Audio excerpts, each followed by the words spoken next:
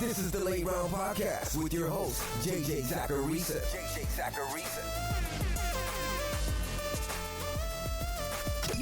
What's up, everyone? It's JJ Zacharisa, and this is episode 736 of the Late Round Fantasy Football Podcast, sponsored by FanDuel. Thanks for tuning in. Last week, I talked through the things that I got wrong during the 2022 season, and whether or not bad process was involved when making the wrong decisions that I made. Today, I'm doing the opposite, which is looking at the things that I got right. I always do this episode after the episode on the things that I got wrong. That way, people know that this exercise isn't just me trying to give myself a giant pat on the back. Last week was sort of a way to see if there are any glaring gaps in my process. But this week, it's sort of a way to see if there are things that I should be enhancing more.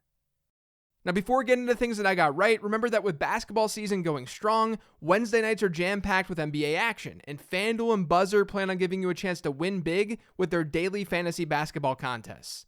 Introducing the NBA Clutch Shot presented by Buzzer, an NBA DFS contest taking place every Wednesday from now until March that gives you a chance to win a share of FanDuel's biggest prize pool. Simply construct your best 9-player roster while staying under the salary cap, and follow along as the games unfold using FanDuel's live scoring feature. Earn points for points scored, rebounds, assists, steals, and blocks, and watch as your lineup climbs the ranks. The higher up the leaderboard your lineup finishes, the more cash you'll win. It's that simple. The contest is live, so visit fanduel.com/league/NBA-main-marquee-1 and submit your lineups now. That's fanduel.com/league/NBA-main-marquee-1. One of the things I talked a lot about last offseason was how important investing in rookie wide receivers was. That not only do rookie wide receivers in redraft pan out at a really good rate, but those rates are even better when you focus on the second half of the season, aka the time of year that matters most in fantasy football. Because it often takes time for rookies to get going. Episode 647 covers that all in detail. So I was into rookie wide receivers this year. Not only at the draft with Drake London and Chris Olave, or Jahan Dotson late, but also as the season went on. I was aggressive when talking about Garrett Wilson and getting Christian Watson off the waiver wire. Now, Drake London didn't have a fantastic fantasy season because that offense was so obnoxious, but he still technically outperformed his ADP expectation by about 0.3 PPR points per game. Now, for anyone who wasn't around and didn't hear last week's episode, here's what I mean by ADP expectation. Every player is drafted at some position on average. That draft position, that ADP, has some sort of points per game expectation based on what's happened over the last 10 years in the league. So at Drake London's ADP, which I pulled from my fantasy league, he would have been expected to score 10.25 points per game. He ended up scoring a little over 10.5 points per game. But this is also about just the general strategy of going hard with rookie wide receivers. Not all of them are going to work out, but you'll win out more often than not. Garrett Wilson exceeded ADP expectation by almost 4 points per game. Olave was close behind at 3.5. Christian Watson was at 3.3. Jahan Dotson, 2.3. Wan'Dale Robinson was even doing really well before he got hurt.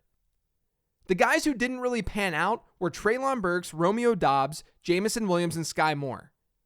Burks and Doubs dealt with injury. Jameson Williams obviously dealt with injury too. Sky Moore just ended up being a bust here in year one. So either injuries happened, or you knew what you were getting into with a guy like Jameson Williams. With this 2022 data, since 2011, 80% of rookie wide receivers with a top 100 ADP who ended up playing 8 or more games exceeded ADP expectation. Remember, these are the best of the best players.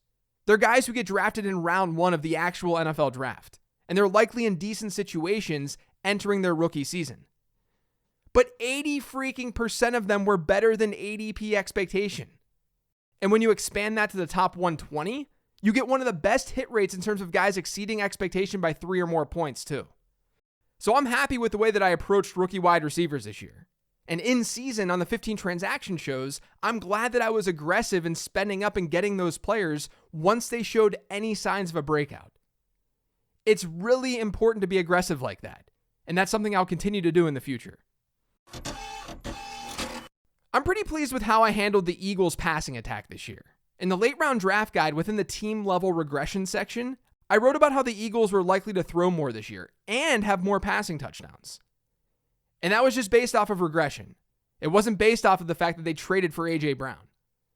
They ended up being more pass heavy this year, and they ended up throwing more passing touchdowns. Surprisingly, though, their ratio of touchdowns, how they scored them, didn't change dramatically year over year.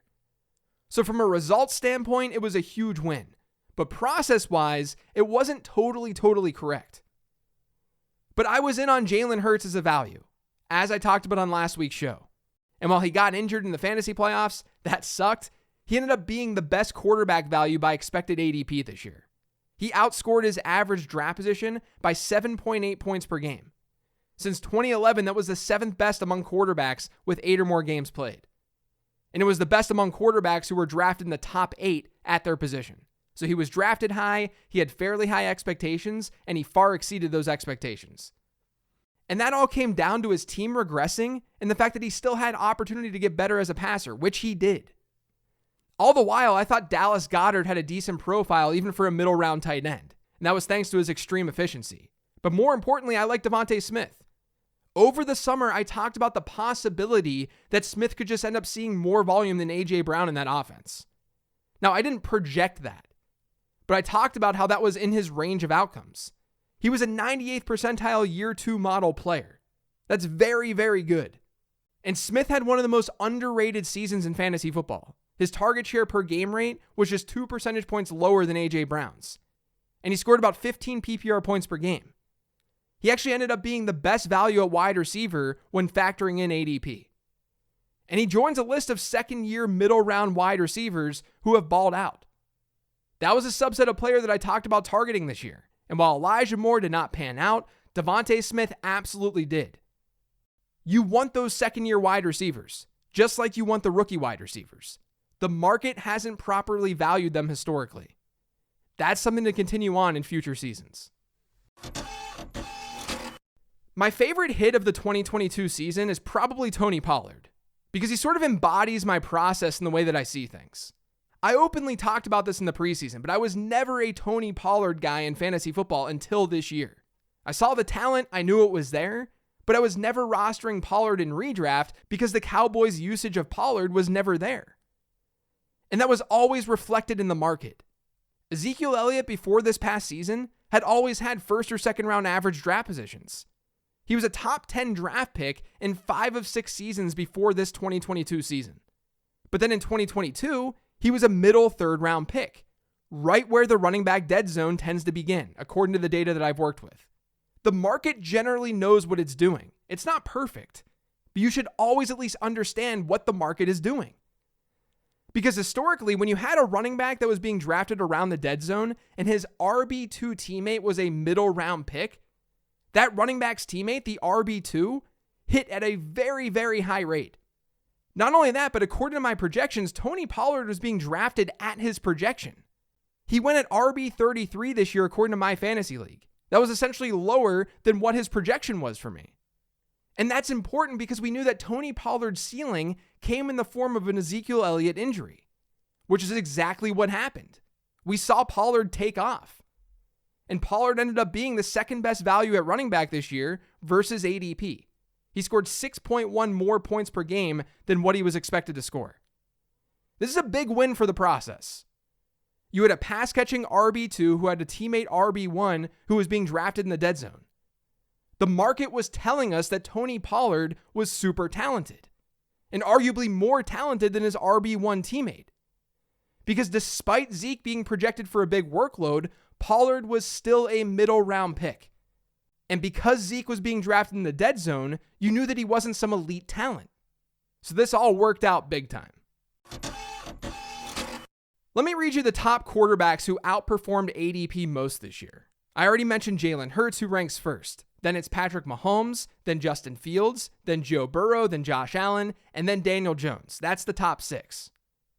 That means the 2 best late round quarterbacks this season were Justin Fields and Daniel Jones. And they were 2 players I highlighted in the late round draft guide this summer. This is something I end up talking about every offseason, but quarterback rushing. You can say it's overblown or it doesn't matter, but I would argue strongly against that claim. The top 5 quarterbacks in fantasy points per game via the rush this season were Justin Fields, Jalen Hurts, Lamar Jackson, Josh Allen, and Daniel Jones. As you just heard, 4 of those 5 quarterbacks were also the best values in fantasy football this season at the position. Even Patrick Mahomes and Joe Burrow were top 9 quarterbacks this year in points per game via rushing. When there's a late round quarterback with rushing upside, you have to target him. There's a lot about this in last year's draft guide, and there will be a lot of data about it in this year's guide.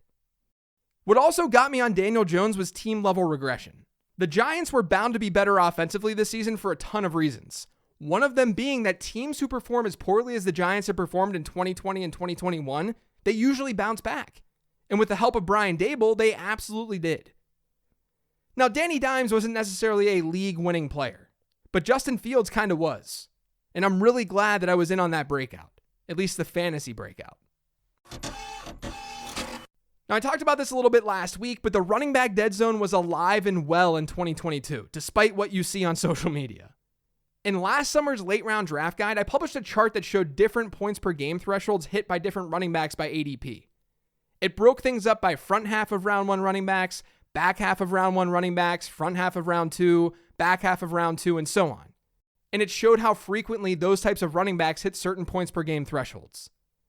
There was a distinct drop-off in how well the running back ended up producing in the middle of round 3. And backs in round 7 didn't really produce significantly different from a ceiling perspective than backs from that middle of round 3 through round 6, aka the running back dead zone. Now, part of the dead zone idea is the fact that wide receivers also have better hit rates in that area of the draft. So not only are these running backs replaceable with slightly later round picks, but wide receivers are pretty good in there too. Now today, I'm strictly going to focus on how mediocre the running backs were in the running back dead zone this past year. I could do an entire episode if I focus on the wide receivers there too. And for the record, they weren't nearly as bad as people think. But we'll talk about that some other time. The running backs in the dead zone this year were not good. I've seen a lot of people talk about how the running backs in the dead zone this year were good. They weren't good. If we look at the middle of round 3 through round 6 in 12-team leagues, you had some hits like Josh Jacobs, sure. Breece Hall ended up working out when he was healthy. Dameon Pierce was good. But no other running back out of the 12 from that group exceeded ADP expectation by more than a point. That includes Travis Etienne, who fell below expectation by 0.2 points per game because of the way he started his season. Now, Antonio Gibson was fine, but he wasn't league winning. J.K. Dobbins didn't do anything significant. Clyde Edwards-Helaire ended up being a bust. Ezekiel Elliott wasn't great. A.J. Dillon was a huge bust. David Montgomery, Elijah Mitchell, and Cam Akers generally didn't work out either. I know Akers had his great playoff run, but that didn't make him a good draft selection. Now, the dead zone fluctuates depending on where you get your ADP. I totally understand that. This is a general concept. The individual players who are part of the dead zone can change depending on the analysis. This is more about the idea than anything else. I've said this many, many times in the past, but the dead zone exists because it's a place in the market where fantasy managers are desperate. They don't have a running back from the early rounds. They realize that the true bell cows are gone. They panic and then they reach. That drives up inferior running back prices. But the way to beat the dead zone, as episode 643 talks about, is through youth and pass catching upside. Arguably, the 4 best picks from the dead zone this year were Josh Jacobs, Dameon Pierce, Breece Hall, and Travis Etienne. 3 of those 4 players were playing in their first NFL season, because remember, Etienne was hurt as a rookie. And for what it's worth, I understand that Dameon Pierce went a lot later in some drafts. This is just the ADP that I'm working off of. If you recall, he really surged towards the end of draft season. But the market priced those rookies there not because of talent. It was because of ambiguity. That's something that you should really buy into in the future. Rookies in that area of the draft are totally fine. It's the veterans that you should be worried about. Now, Josh Jacobs ended up working, like I said last week, but the odds were still against you in the dead zone this year. I wrote Saquon Barkley up as a player to target in the draft guide, and this one's pretty simple. When you can get a projected bell cow in the second round of fantasy drafts who's only going that low because of past injury, go for it. I know his ADP spiked towards the end of draft season, but Barkley was an obvious value this year, to me in my research at least. Not only was the volume projectable, but like I talked about earlier, the Giants were huge regression candidates. They were almost definitely going to be far better offensively just given natural regression. And unlike other early round running backs you might have been choosing from, you didn't have to do a whole lot of projecting with Barkley. We'd seen the ceiling with him. He may not have hit that ceiling in a few years, but we at least knew that it was there. Combine that with a new coaching staff, he made a lot of sense as a selection. So I'll just keep this one simple. The lesson learned here is that when you have a talented player who has a workload that's projected to be insane and without much competition, and when that player has a proven track record aside from injury, you should probably draft that player. Especially when things only improved with the situation. Now you might be wondering, but JJ, couldn't you say the exact same thing about Najee Harris? And you faded Harris this year. Correct, I absolutely did. But there was a pretty distinct difference between Saquon Barkley and Najee Harris entering the season. Harris had a rookie season that wasn't necessarily the most efficient in the world. Efficiency gets trumped by volume at the running back position, for sure. I'll be the first one to talk about that. But a huge worry that I had was that because Najee wasn't special at certain areas, the volume wouldn't automatically be there with changes in that Steelers offense. Just as an example, in the draft guide, and it's nice to have this guide as reference for my old takes, but in the draft guide, I talked about how Najee Harris had seen a ton of looks through the air behind the line of scrimmage as a rookie. And my worry was that without Ben Roethlisberger there, with a more mobile quarterback, whether that be Kenny Pickett or Mitch Trubisky, we might not see that again. And we didn't. Harris only had 17 targets behind the line of scrimmage this year, according to Pro Football Focus. He was first in the NFL last year with 43, so he went from first to 24th at running back. Unsurprisingly, that led to a target share per game dip of about 5%. Now, on top of that, an argument I made against Najee was that running backs who had the volume that Najee had during his rookie season, they almost always see a decline in volume the next year.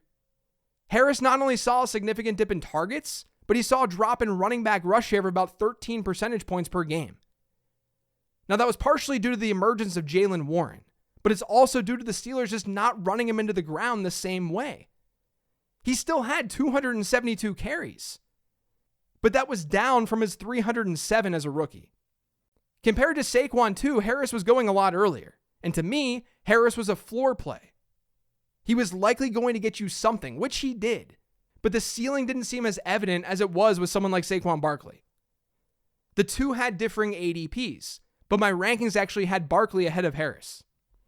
And then since I'm talking about the Steelers, let's talk about Deontay Johnson. I love Johnson the player, still. But I was not drafting him at his ADP this year. My logic for that was that people didn't seem to realize just how pass-heavy the Steelers had been under Ben Roethlisberger before he retired. They were second in pass rate in both 2020 and 2021. With a quarterback change, they were bound to be more run-heavy, and they were. They had a 53% pass rate that was down from a 62% pass rate the previous season. Johnson himself actually had a really similar target share per game rate year over year. It was almost identical. The issue is that it was on a team with fewer pass attempts. So his target total dropped by 2 targets per game year over year. I've also done research showing that pass catchers don't perform as well with rookie quarterbacks, and we saw that come to fruition this year too. I definitely didn't project 0 touchdowns from Johnson. That's a number that's not sustainable. But I did project worse efficiency because of the quarterback situation. What the Johnson and Harris examples show is really just understanding how a quarterback change can impact skill position players, especially when the quarterback change is going from veteran to rookie. There was a lot of chatter out there in the preseason about how anything is better than Ben Roethlisberger. And while that might be true on a per attempt basis, like I said, volume trumps efficiency. The volume numbers were what I was worried about with the quarterback change. That ended up being right. So I'm happy with the way that I approached the Steelers offense last season, and I think that that approach can really help people moving forward when these situations arise. Now, just like last week's episode, clearly there were more things that went my way than just this simple list. Like Deebo Samuel, he was a fade for me this year. That ended up being a good call. I did a pretty good job at pinpointing late round tight end breakouts. I called a lot of the rookie running backs undervalued and they came through. But like the things that I got wrong episode, hopefully you were able to hear some things on today's show and have a few aha moments. And now you can take those things and apply them to your drafts next year. That's it for today's show, though. Thanks to all of you for listening. If you've yet to subscribe to the Late Round Fantasy Football Podcast, make sure you are by searching for it pretty much anywhere podcasts can be found. And don't forget to follow me on Twitter @LateRoundQB. Remember to check out lateround.com and purchase this year's prospect guide. It's available for pre-order right now for $11.99. It'll launch on March 13th, and that's when it becomes $14.99. So head to lateround.com, check it out. Otherwise, I'll talk to you later in the week with the Weekly Mailbag Show.